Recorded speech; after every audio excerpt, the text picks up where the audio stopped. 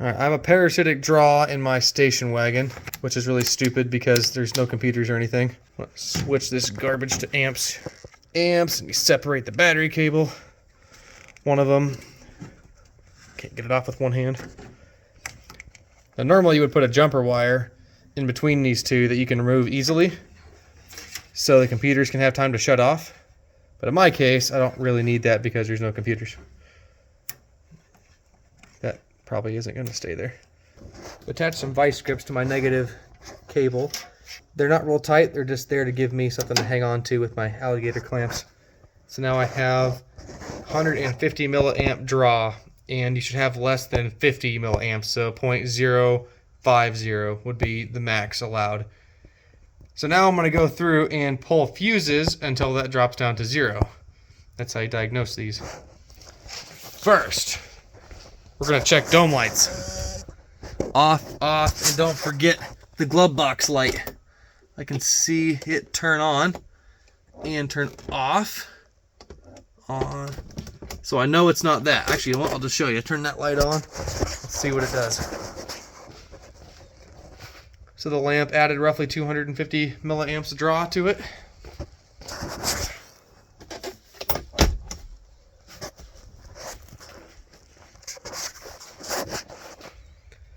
Alright, I have a sneaking suspicion it's the alternator or voltage regulator. Voltage regulator lives down here in the corner. Just going to unplug it, see what happens. Battery draw unchanged, so I'm going to plug this back in. So this is going to be a quick overview of what I did and how I fixed the parasitic draw. It was late at night, 2 nights ago now, and I got very much carried away. I suspected some leaking diodes in the alternator since it's the only thing that has power when the car's off, which technically isn't true, as I'll find out later. I took all these wires off the back of the alternator and unplugged the voltage regulator up here in the front, and I still had my 200 milliamp draw. So how you diagnose a parasitic draw is that you come to the fuse block and you use whatever tool necessary and you start removing each and every one of these fuses one by one. Remove a fuse, check the draw. Remove a fuse, check the draw. Put the fuse back if you prefer. I prefer to put the fuse back after I find out it didn't do anything. And then that way you diagnose the circuit that is causing the draw. So I removed everything that's here in this purple wire in this plug, and I still had the draw. Next, on these 70s Fords, you'll see this solenoid right here. All these wires coming off of it right here, these are fusible links. So these are like fuses, except they're usually higher amperage and the wire actually melts and splits apart. And so I took off this nut right here and touched these wires to this cable, which is coming straight from the positive of the battery, one by one, and found out that this yellow one right here was the one causing my 200 milliamp draw. You follow it and it splits into 3 wires. See, there's 3 yellow ones that go into this grommet. I followed it along and found out that it goes into the dash right here. I simply removed this grommet only for the fact to make sure I knew which one was the right one when I crawled under the dash and couldn't see things as well. Kind of zoom out here and kind of see where it's at. So now this is where things took a downward spiral, as I couldn't really see under the dash, and so I just started removing things until I could find it. One of those yellow wires comes up here underneath the speaker that is now removed and doesn't go to anything, so that would have been an option for something that this car doesn't currently have.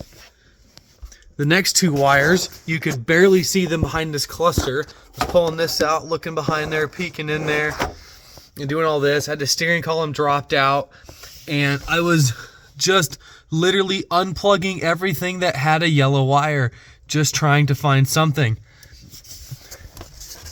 The ignition switch hiding up top there, it's behind all the stuff now, but that had 2 yellow wires going into it. You can see the white connector up there. Can't really see the wires so much, but there's 2 yellow wires that go into that, so I thought, oh, that must be the problem. So I unplugged the ignition switch connector down here, still had the draw. So there is a bunch of connectors down here, and this thing here just started unplugging everything looking for the draw, and I still had the draw after all of this. And after I got the steering column down, I was able to see that the 2 leftover wires were right there, not going to anything that I unplugged. All of this stuff made sense, you know, at 11 o'clock last night when I was all delirious. Right now, looking back on it, it was kind of embarrassing how long it took me to find this. Anyway, so those 2 wires are in this sheath right here that my fingers are on. And as soon as I saw this and what it was connected to, I immediately knew what the problem was. This car has a factory tow package, which means it has a set of relays in the back of the car that run the trailer harness lights. When I first bought this car like 6-ish years ago, you could hear those relays clicking with the turn signals running. And just in the last few months, I got to thinking, boy, I haven't heard those clicking for a while. Anyway, pulled up the carpet. This sheath goes underneath here and runs underneath the seats and the carpet. You can see it right there peeking out, and goes all the way to the back of the car.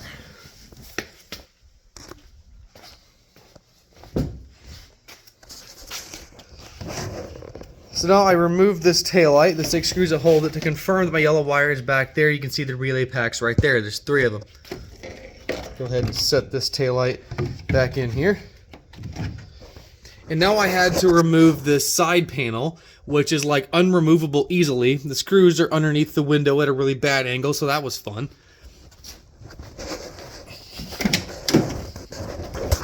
Then you have to take off this trim right here. Which, like I said, all this really isn't that bad, but when you were struggling and frustrated late at night, it started to really work away at you. So I got that off, got this off, and then found out, oh hey, it's also underneath this rocker panel trim, so I had to take that off. So I got that out of the way, and I still couldn't get the panel up because it's underneath the seatbelt bracket, and so at this point I'm just losing my marbles. So at this point, I'm just peeling this back and bending it as little as possible, because obviously it's 50-some years old. I don't want to break it. But here is the relay pack. Look at that. Here are my 2 yellow wires. We can see this one very burnt on the burnt terminal. I'm going to go ahead and plug this back in. Hear the relay click. So the relay clicked and just stayed on. So there's a hole in the wheel well down there. And so you can see the trajectory of water and salt and debris and everything is directly at that relay pack. Still no draw. This car's gonna make a liar out of me. I think it's so dang burnt that it's not doing anything. The fuse is good in the meter, so I didn't blow that. So this is still functioning. Well, yeah, you can see my endeavors here. The little rod got stripped out, but still set to the yellow one there. Either way, that's really frustrating that it's not doing it now. However, I am just going to leave these unplugged because I don't need them for anything.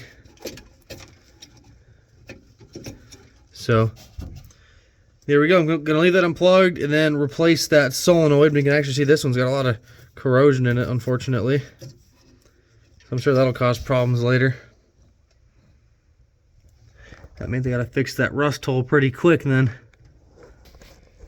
Either way, so I'm going to work on getting this car put all back together tonight because we're planning on taking this on a road trip tomorrow. If not, I'll have to take my truck, which isn't as entertaining.